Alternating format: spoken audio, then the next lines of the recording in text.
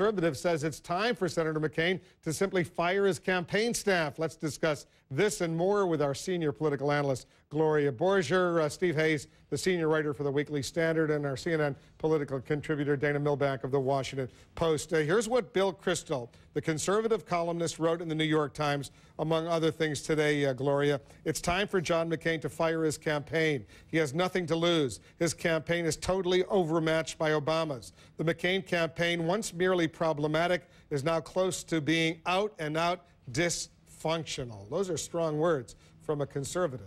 You know, campaigns, like businesses, flow from the top down.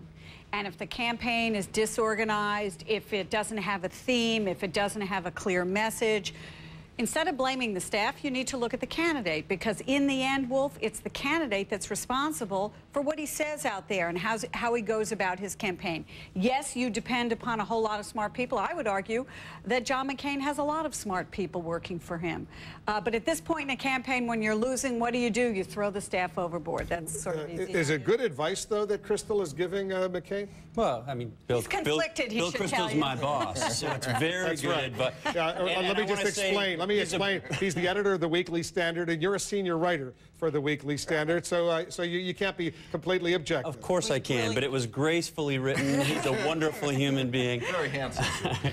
Very handsome.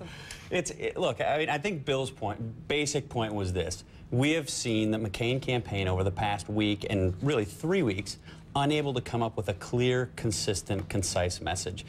Essentially, the McCain campaign should be able to have voters, when they walk into a polling booth, recall a 2-sentence statement about Barack Obama and this campaign that influences them when they vote. And they can't do that right now, and I think that's his point, and that's a problem.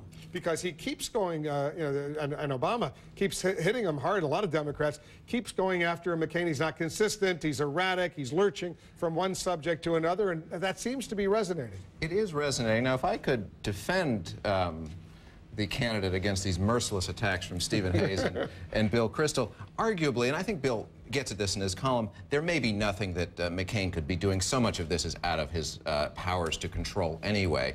But that said, he has very little to lose at this point with the trajectory things are going in. And he did, Kristol did have a suggestion that he dump the staff off and bring reporters on the bus 24/7. Now, we're for that. Who could disagree with that? Let McCain be McCain. Now, here's what he said today. I'm going to play the clip, and then we'll discuss. Listen to this.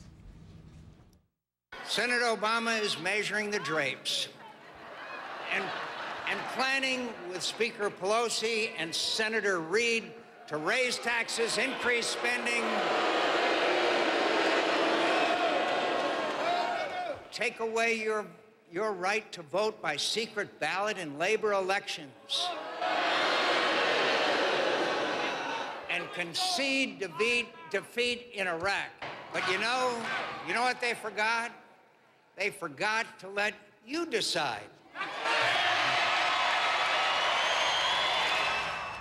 All right, those are pretty, and he went on to say, we've got them just where we want them. Oh, sure he does. That's what he said. This is what they were planning starting 21 months ago. Want to buy a bridge in Alaska? Right. No, look, I think the point that he made early on in that about Barack Obama and a Democratic Congress is a very salient point for independent voters. You could say, as he says, that Barack Obama is liberal. This is his label on Barack Obama. Then you've got Nancy Pelosi and Harry Reid and an overwhelming majority of Democrats, as it looks like it could be. And you need me as a check and balance. Now, that's a perfectly legitimate point to make to independent voters. It's an argument that would resonate. You need checks and balances.